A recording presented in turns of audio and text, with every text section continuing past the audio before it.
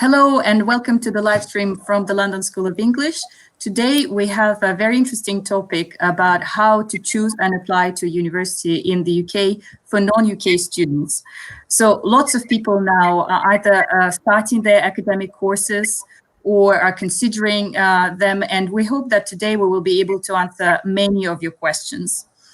So for those of you who are new, the London School of English offers English for academic purposes, which includes IELTS exam preparation, both face-to-face in our center in London and also in virtual groups with expert English language trainers, many of whom actually have experience as IELTS examiners themselves. We also offer English for university courses where you can develop communication skills to help you use English effectively in your academic studies. And we have lots of clients taking these courses who have questions from how to choose the most suitable university program in the UK to how to make their application successful. So we have a dedicated staff that usually helps them with questions related to anything that they might come up as a question here. And I'm very pleased to welcome two of my colleagues here who actually have been helping our clients with a lot of these questions and have a lot of experience and knowledge to share with you. So here with us today we have Emma Palmieri, who is an expert English language trainer of many years in our school. And Emma has also been involved in advising clients on their questions related to UK university studies. So welcome, Emma. Welcome, hello. And we have Faiza Afzal from our clients team. Faiza has a long career of advising clients on anything to do with academic studies, both in the UK and internationally. Welcome, Faiza. Hi, everyone. Good to be here. Yeah. So just before we dive into the questions, I'd like to mention that we designed this live stream specifically for those of you who are considering academic courses that last longer than 6 months. So, for example, a typical undergraduate or a graduate program. And another thing to mention is that if you have questions related to visa requirements, it's best to check them with your embassy website, or and this varies from country to country, and you can get the information that is up to date, because it changes all the time, and particularly at this moment. So now, without further ado, let's dive into the questions about UK universities and how to apply. So Emma and Faiza, you have a lot of knowledge about university system in the UK and generally. So what are the main reasons why overseas students decide to go to university in the UK? Well, of course, there are many reasons why students decide to come to the UK. Probably one of the main reasons is the UK's excellent reputation in education. We are consistently ranked in the top 10 of the world's universities. We've got excellent research facilities, and some of the people you'll meet as your professors are the people writing, the key books in your field. So it's a very exciting and intellectually stimulating place to study, first of all. And of course, you can't avoid, of course, if you study in the UK, I think it gives a boost to your CV when you come back home. If you choose to come back home for a job, I think it looks really good if you've got a UK university listed there. And of course, you need to speak English there. So it's an excellent way to make sure that your English is as good as it possibly can be and ready for any career internationally, or to enables you to do whatever you really want to do in English. So I think these are all excellent reasons. And of course, I think it's just a wonderful experience. You get to meet people from around the world and have fun, which is possibly the most important thing of all. Faiza, what do you think? I agree. I was an international student that studied in the UK, and many of the reasons I decided is exactly what Emma mentioned. I also sort of studied at an international school, and it was a British education system. So it was also a type of education that I was familiar with. Very much about kind of the reputation, the cultural experience as well, being in an English-speaking background.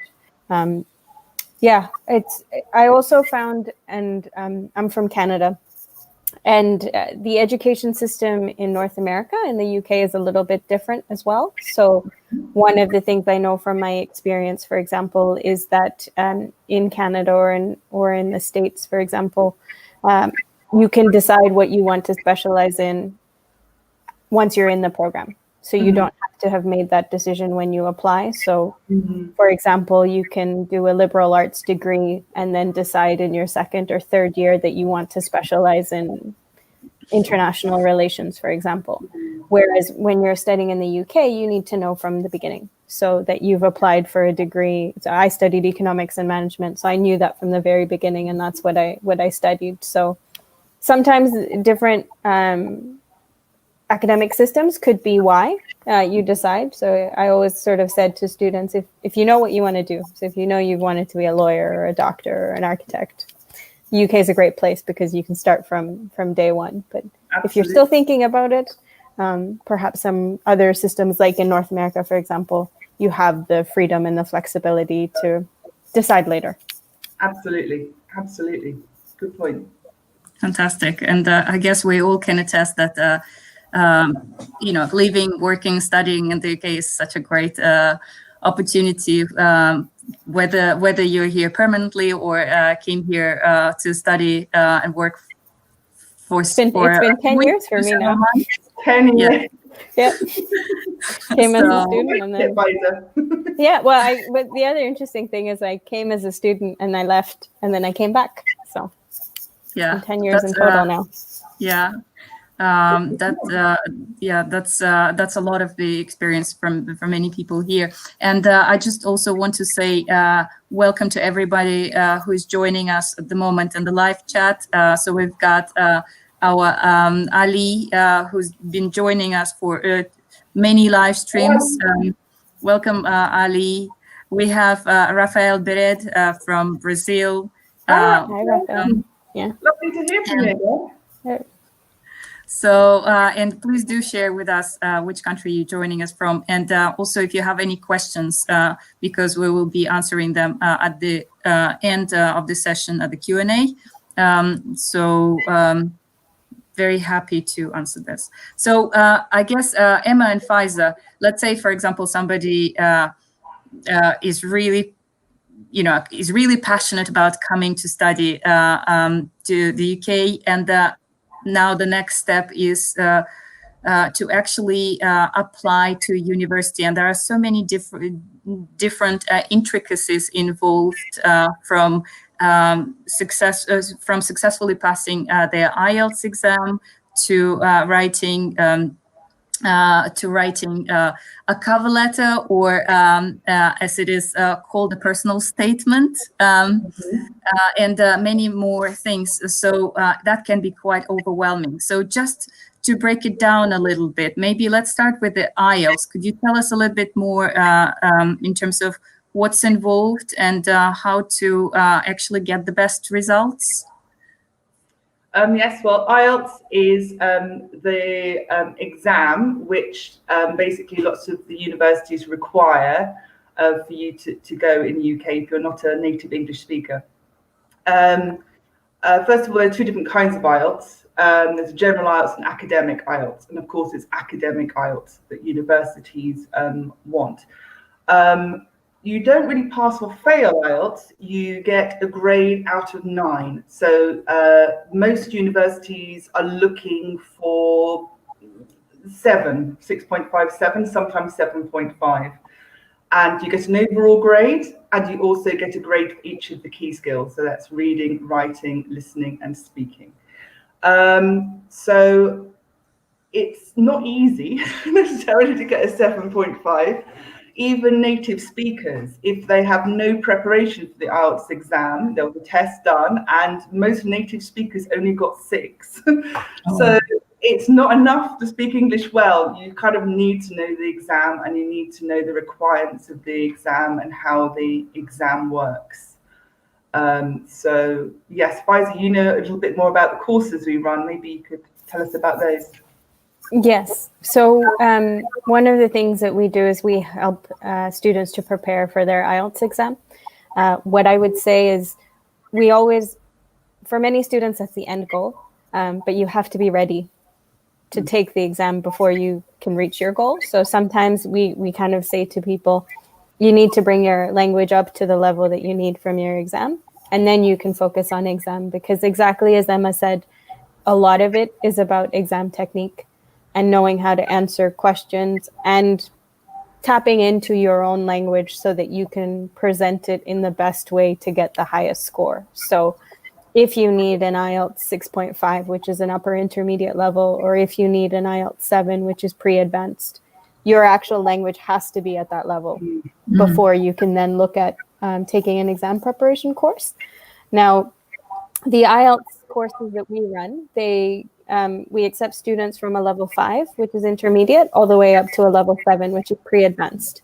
And the reason for that is you can also apply for something called a pre-sessional course, which is where if your English is not at the level you need to start the degree immediately, you do like a 1 year or like a 6-month or 9-month course before you start your university program that helps you to bring up your language. So for that, for example, you might need a score of a 5.5, which is like a sort of high intermediate level. And the way we have it is we have 2 options. So we have a face-to-face course that we run in 4-week block. Our next intake actually is the 26th of October, which is the end of the month. And then we have another intake on the 23rd of November, which is another 4-week cycle. So with the face-to-face courses, it's intensive. It's 24 hours per week. So you're studying every day, Monday to Friday. As Emma said, like you'll go through exam technique on each of the skills, reading, writing, listening, speaking. We'll give you tips and tools so you can answer the questions in the best way to showcase like this is what my language level is. And then we also have a virtual version in these COVID times. If you're not able to come to us face-to-face, then you can take the course virtually as well. Those are 15 hours, so it's 3 hours per day, Monday to Friday. We do have a special offer running at the moment that if you book for 4 weeks, you get the 5th week for free, or if you book for 8 weeks, you get the 9th and 10th for free. So we're very happy to kind of support you on your journey, however long it takes. And we just tend to find that, 4 weeks is the amount of time you need to properly be able to prepare for the exam. Yes, I think the key is practice. I think one of the strengths of our courses, we give our students lots of opportunities to do the writing, to do the speaking, give them feedback. Okay, this is how you can improve it to get the score higher. So then do it again, and then again you can improve in this way. And obviously that takes time because there are lots of writing, lots of different areas in which you can be asked questions. So yeah, it does take time. This is, I think, also where we suggest you need your language at the level you need it, because what you should be focusing your energy on for that, for example, 4 weeks or that 8 weeks, is getting really skilled at the exam, rather than being like, oh, I need to get my writing up to a upper intermediate, I need to get it up to a pre-advanced. If you've done that work beforehand, then it just means the course is very, very effective for you. Yeah, and Faiza, I know that you also have quite a lot of feedback from our clients who took IELTS exams. So, would you like to share some with us? Yes. Yep. It kind of segues quite nicely. So we can tell you what we think about the IELTS course, but it's always great to hear from the students that have experienced it and been able to be successful in what they need to accomplish. So we have a few testimonials. So I will read a few of them, and then we also have a video testimonial too. So this is from Lisa in France, and she is actually a great example of a student that needed to get her language level up first, and then she took the IELTS preparation course when she was ready. So Lisa here says she had an incredible experience. She said, I stayed 6 months to improve my English. I did intensive general English, business courses, and IELTS preparation for 8 weeks. The staff and the teachers were amazing, and there were students from all around the world in every classroom. In addition, IELTS course was crucial for the real exam. This course pushed me to get a higher score. As a result, I would recommend this school if you want to improve quickly your level with supportive and helpful teachers. That's Lisa from France. Thank you, Lisa. Next, I think we have a video testimonial from one of our students from Taiwan. Mm-hmm. Hi, I'm Xinpeng Liu, and I'm come from Taiwan. And now I'm in the IELTS class. In IELTS class, although it's really intense, but it's really useful. Teachers here is really friendly, and they are all funny, and so you will not be very bored when you are in class. And the equipment here is really fantastic. They have a good board and electronic board to help you to understand what they're talking about. They also have a computer rooms to let you to check your answer or anything you have to check to looking for the information. So that's why you have to choose here. That's a very sweet testimonial from Xipeng. And one of the things that he also mentions is the other resources. So if you were to study with us face-to-face or virtually, we also have an online platform that you can use alongside. And that, for example, has a mock exam or practice questions. Yeah. So that as well as what you get from your teacher, you can also study at home in your own time. Right. Absolutely. And expand your vocabulary, key files. Yes. And then the last testimonial we have here, let's take a look. This is from Michelle from Brazil, and it's a very enthusiastic testimonial that always makes us very happy to hear. So she says, having nightmares with IELTS? Your wish come true. Check the London School of English, your savior. So I've been having some experience with private IELTS tutors and different IELTS courses, but none of them gave me the exactly guidance as I needed during my nearly 3 years of study. So I do highly recommend to anyone who really wishes to master IELTS and achieve your goals in English life. I thank Dennis for this, best IELTS tutor ever. Very sweet. And I think for Michelle's testimonial, a part of it is making sure you're ready, and then also just having a tutor that can guide you, because this is what we often find with our students too, that you can reach a certain level yourself. But then sometimes it helps to have a teacher. And as Olga mentioned earlier, some of our trainers have experience being examiners, so they can tell you exactly what's needed and they can guide you, so that it's about getting your language level up. It's about doing well in the exam. And the end reason for all of it is so that when you are at university, you feel comfortable and you can produce the content, and you don't have the other stress of, oh God, I'm not sure if I can do this. So yeah, you can enjoy the experience. Exactly. Yeah. So that's IELTS, and of course another crucial element of any university application here is also a personal statement. So could you tell us what it is and how to make sure that that's the most effective as possible? Yes. Okay. Now, the personal statement is possibly the most, for me, interesting part of the UCAS process. Now, UCAS is a centralized system through which in the UK you apply for university. It's like one form, almost like a form that you apply through, and you apply for up to 5 universities and courses through this site. Okay. That you write one personal statement that has to apply to all of those courses in universities. And so, first of all, you must make sure that it's equally relevant to all of those. It's 4,000 characters long, or 47 lines. So that sounds like a lot, but when you're writing, sometimes it doesn't seem like enough.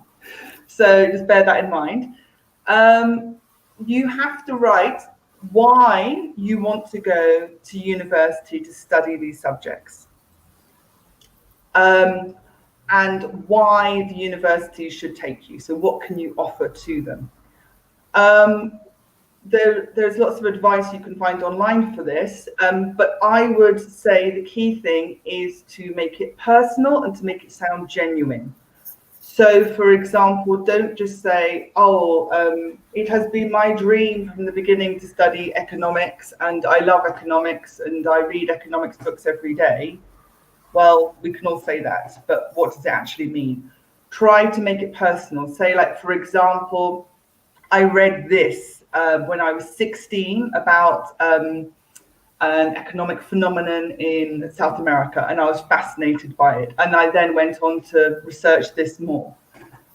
Or show how something in your life has made you perhaps inspired to study this subject. Maybe when I was small, I suffered from a medical condition, and then I became very interested in medicine, and now I want to do medicine at university.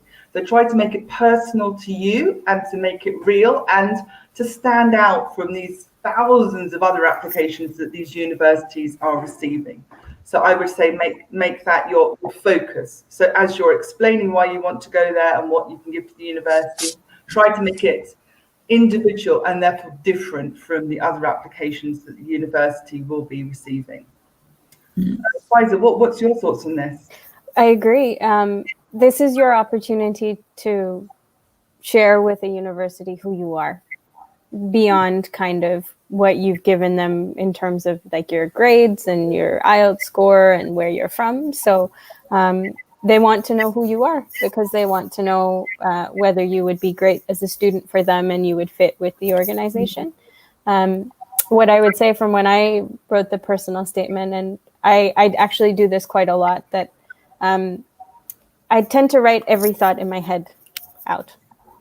And I don't worry about having the perfect sentence the first time and thinking in my head, it's 4,000 characters, it's 4,000 characters. I just write everything and then I edit. And then I bring it down and I say, okay, this makes sense here, that makes sense here. When I was a student, actually, I used to do this on Post-it notes. So I would write down the general ideas of like, okay, I studied this or I lived here and this was this event. And I would write them all on Post-it notes, put them on a table. And then it just made it very easy for me to take one and be like, okay, I want to say this first. I want to say this after. I want to say this. So if that might help you, what I would say is get all your thoughts out there, especially for you students out there who are writing in your non-native language. Don't worry about it being perfect the first time it comes out of your head. Just put it there and then you can go back, you can edit, you can clean, like you can then correct the language and things like that. So that would be my advice.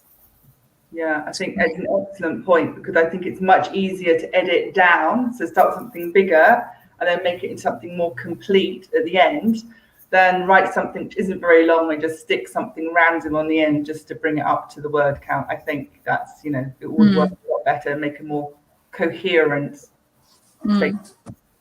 Yeah, and I guess for anyone who is taking our English for University courses, we do help with some advice on their individual personal statement. Don't we? Mm-hmm. Right. So, sorry, Olga, to pick up on that point. It's also, for many people, it's the first time perhaps that they've ever had to write about themselves, which I don't know about you, can be a little bit unusual. Yeah. So one of the things I would strongly recommend, which I've said to many students, is write what you think and then ask some people around you. Yeah. Because there are so many things that you might forget about yourself when you're having to write about yourself, that somebody else will be like, oh, but don't you remember that you used to do this, or you really enjoyed that, and what about that project you did when we were at school and you went on this trip? So you're not alone in this experience.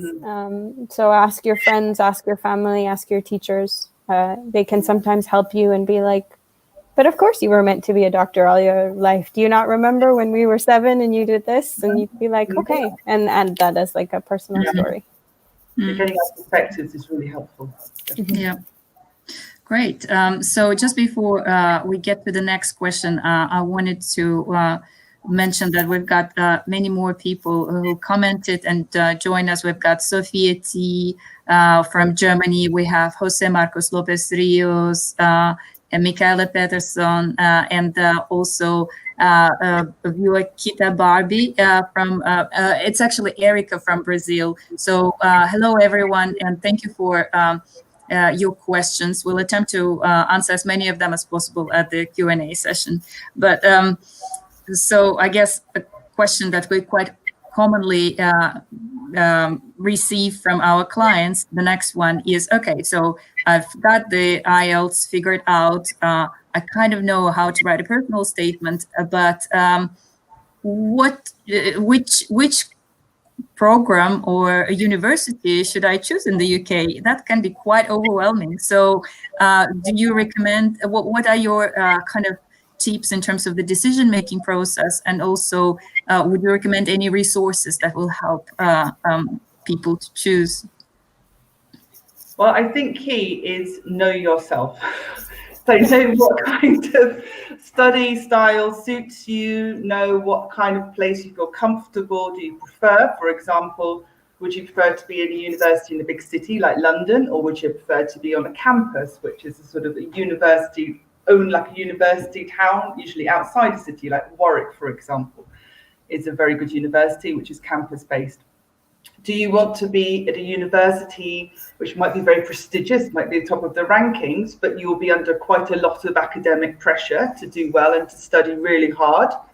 Or maybe, you know, your passion is in drama, okay, or sports or some other field. You know, sort of what do you think is your priority? Is it only to study and get, you know, a really good grade, or is it to meet people, have an active social life, improve your English, and also get a qualification, obviously, also to get a degree at the end of it, but you know, maybe have a more full experience of this. So I think really to know that. And then we'll put the links up a bit later, but then there are lots of websites that can help you get to know universities a bit more. The rankings, which we've mentioned already, there are several. This is the Times ranking system. It tells you, and it breaks it into different criteria. You can click on the criteria and it will tell you more how this became the first university, second university, etc., etc. And there are other less formal websites, like for example Student Room is another one, which gives the students perspective as you can see from the website, it's a bit more informal. It gives the students perspective about what universities you can enjoy, and perhaps tells you more about the social aspect of the university, the accommodation, food, you know, things like that, which might be equally important to you as the actual academic side of things. So I think that's a really good place to start. And then once you have more of an idea, maybe these are the universities I'm thinking of, these are the courses I'm thinking of, then go to the university sites themselves, are today very well set up for international.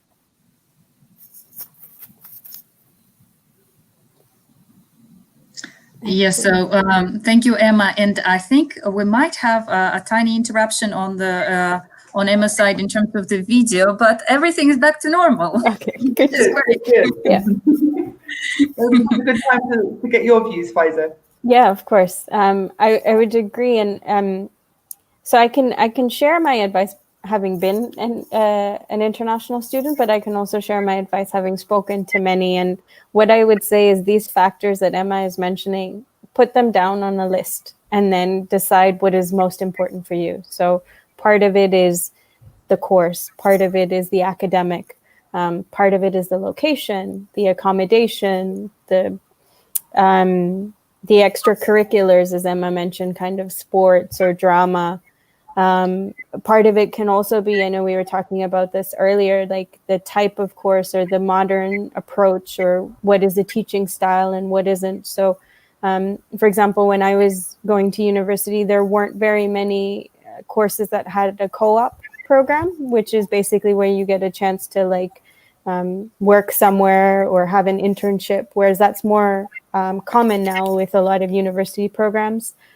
Similarly, if a course has a study abroad component, so you're already coming to study abroad in the UK, but maybe you want to study somewhere else too, if that's important for you and your overall experience. So just helps to list it all down and decide what is most important to you.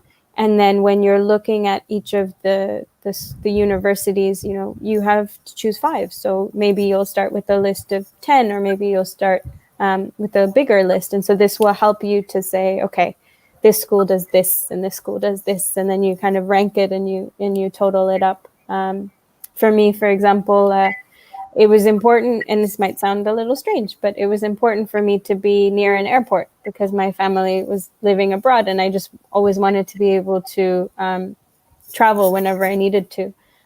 So I applied and ended up going to Oxford, and that was my one option. And then I applied to universities in London, and that was all. Because in my head, I was sort of like, I was either going to be in London or I was going to be at Oxford, because I was very much attracted to the academic side. But then otherwise, I was going to study in Canada. So, to other people, it might be like, I don't mind where I am. It can be, some people say, oh, I'm too cold, I don't want to be somewhere. So, it's things you should actually consider, because it's a long period of time. 3, 4, 5 years of your life. So while some things might seem silly, it's important just to think them through. Yeah. You know why I applied to my college? Because it had the best food in Oxford.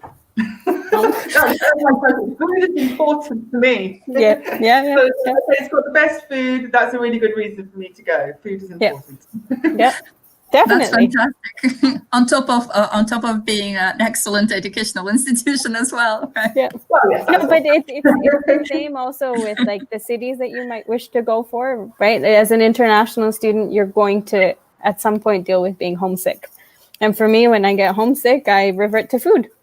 Yeah. So is there a good place that I can get my local food? That's very helpful, because, there are some places where you might not find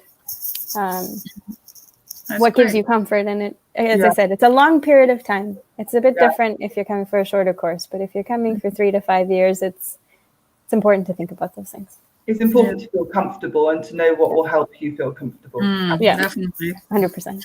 And you can rank them accordingly. So, the food waiting might not be quite as, or it could be. I mean, if it were my ranking, my food would be as important as the course.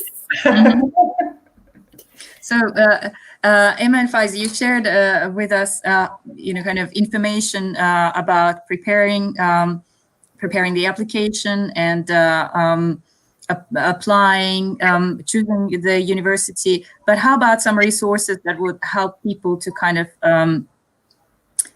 for the actual academic life? I can take part of this. So I think, once you've made the decision, once you've applied, once you've gotten in, what can you do? And for there, you can visit the university websites. You can find resources of information on there. There are different like social media groups as well, where people will give you an idea. Some universities might have a program where you can connect with alumni who are from similar backgrounds, so they can tell you about your experience. We also have another course, which Olga mentioned briefly, which is called English for University. And the purpose of that course is to help prepare you for the academic side, because you're going to have to adjust to a lot of things when you come as an international student. And this course is designed to help you adjust to the academic part. So, for example, maybe you come from a different education system and you're not familiar with the British education system. So this course will help you to cover, essay writing, research projects, how tutorials and lectures and things work, give you those study skills, the critical thinking, the analysis that is very much a part of the British education system. It will give you a preparation towards that, as well as kind of some understanding of British culture and how things work, what are student groups like, what is British culture in general like. So it just makes it a lot easier when you arrive if you have some information before. That's great. And in fact, I remember that we prepared one of the testimonials from somebody who took the course. So let's just have a look. So this is from Sang-ho from South Korea. And he says, I strongly recommend you study London School of English, specifically English for University, if you are going to study at university in the UK. They will teach you what kinds of things are important for writing an essay and how to write a bibliography and reference. Thanks for Amina. It was quite useful to study EFU lesson. So yeah, I mean, I remember I had this with some of my friends at university that, for example, at Oxford, there's a very heavy focus on essay writing and style. And my friends were biochemists who had stopped writing essays a very long time ago. In their school life. And so for them, it was a complete challenge in their first week to be like, I need a 4,000 word essay on organic chemistry. I think I've kept the topic correct. But so, you know, this will help you to know how to structure that. It's a 4-week course that we deliver virtually, so you can join it from anywhere in the world. And yeah, Emma, I think if you can speak a little bit more about some of the things you cover with the students during that course. Well, I think like there's sort of two sides. There's the sort of cultural side, and part of that, as you mentioned before, is critical thinking. Maybe it's different from what you're used to university life being in your own country. Maybe in your own country you live at home and travel to university. In the UK, most people live on the university site. And it's a very big social involvement, so that's one thing. And then there's a great emphasis on independence of thought and supporting your ideas, and maybe arguing in a way with your professors that could be seen as disrespectful in some cultures. So for some people, it's the cultural side, which is a challenge. Then, of course, you've got the actual content side, the writing side, as you mentioned about writing essays and how we like to write essays at university. I would say this is something also to be very aware of when you're choosing universities. Some universities are much more heavily essay, like Oxford, based than others. Others are more based on perhaps more oral content or more coursework, depending on the subject. But we will help prepare you to know what the expectations are in the UK, and definitely things about plagiarism, for example, how to use resources in a way that is valid and still presents it as your own work. So that is referencing and writing bibliography.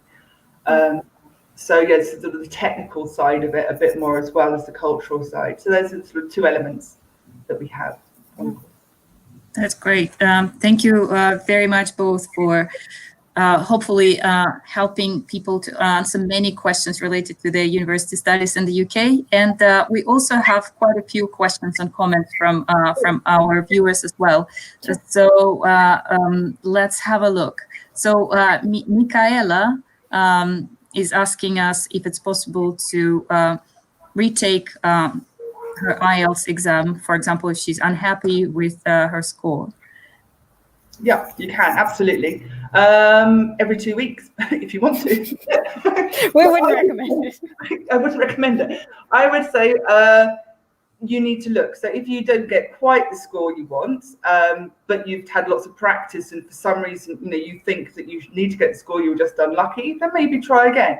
But also you need to look, if you're consistently getting a lower score in your writing, for example, why is that? And again, maybe speak to a teacher, have lessons, get feedback about your writing and find out what you need to improve about it. In my experience, the key problem students have is actually answering the question fully. It's very easy in a stressful exam situation to go, oh, I know what to write. And you go off in this direction and your language is beautiful, but you haven't actually answered the question. You need to sort of focus, plan, key for writing a bit more.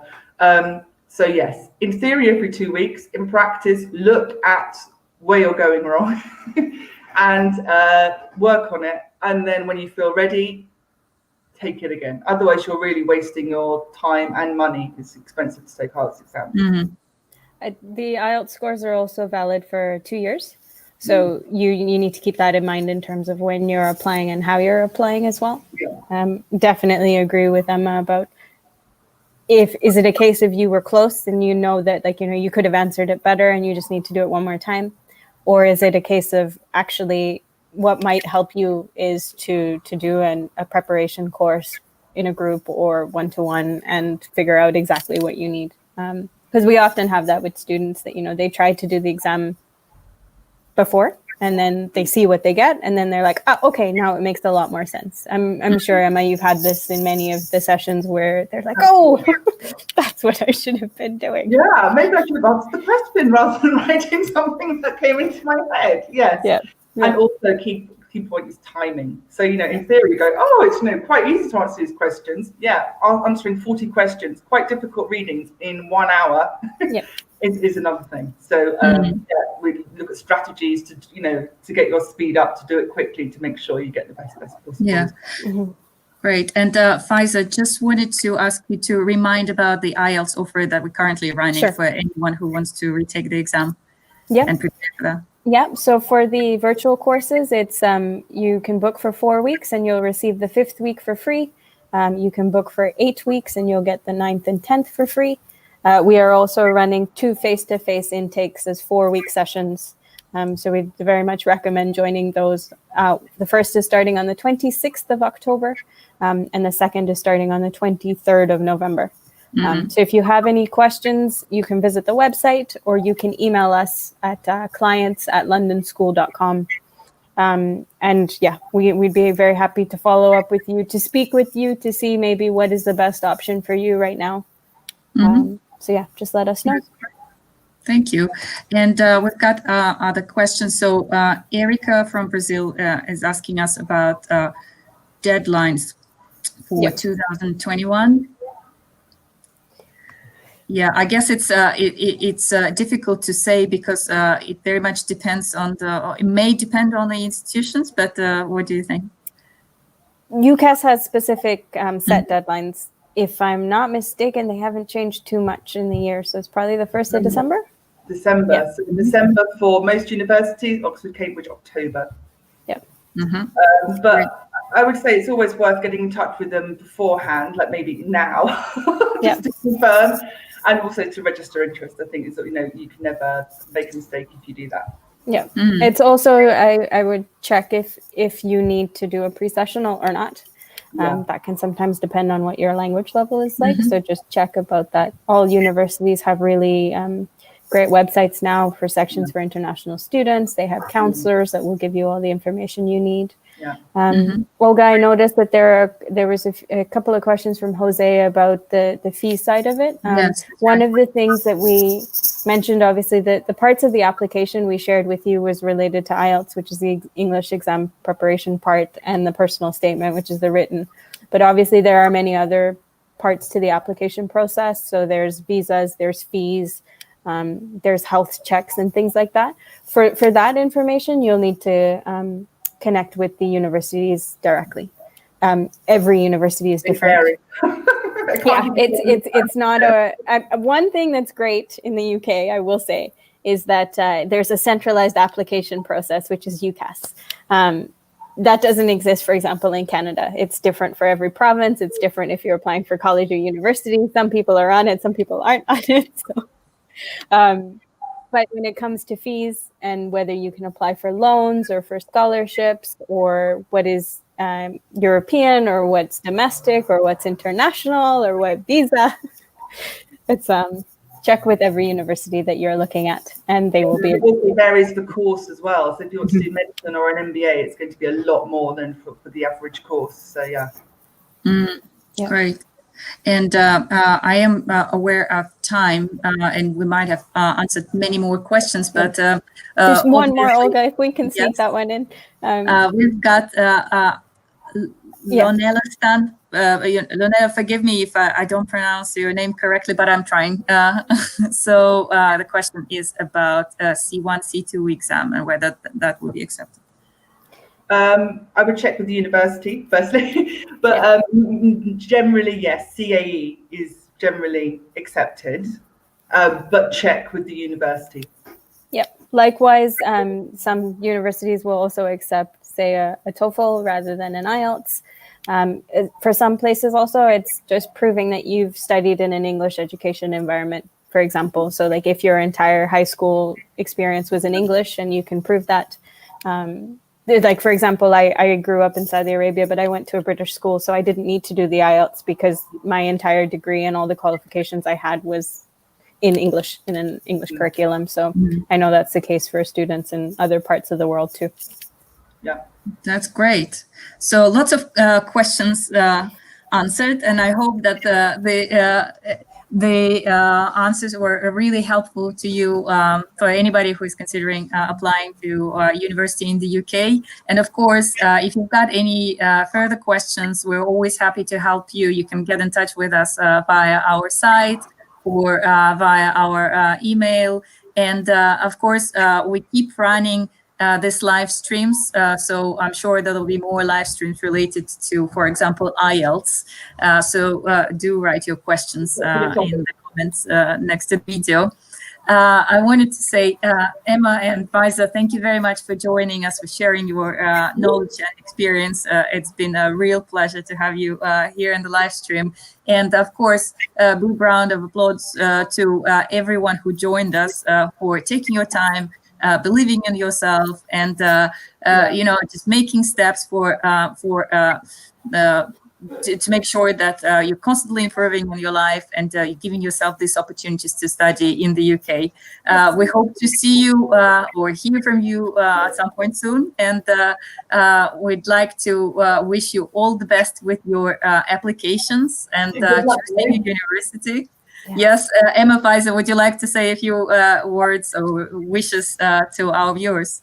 Yeah, I would say good luck, and I think you'll have an amazing time if you come to the UK to study. I really enjoyed my university experience, and I would say make the most of whatever your university offers. So not only the study side, but join societies, go out with people, make international friends, and it's an experience that will stay with you for the rest of your life.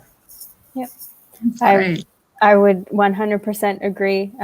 My closest friends are the ones that I met in my experience studying abroad. It's a wonderful opportunity to learn about yourself and to grow and to experience something new. And what I've said to many students before is you can't go wrong, because you get to choose the experience, you get to change the experience, you get to be flexible. And I would just say to every student that's having to study this year that they've done an incredible job in terms of adjusting to all the things that the world has thrown at them. We see that with our students, and we know that from many other students. So nothing is impossible. And I think this year has been proof of that. So we wish you all the best of luck in whatever you decide to do. And we know it will be great. Yeah, that's great. Thank you both, and good luck. And we're looking forward to seeing you back. Keep Take care, learning. everyone. Yeah, stay safe. bye.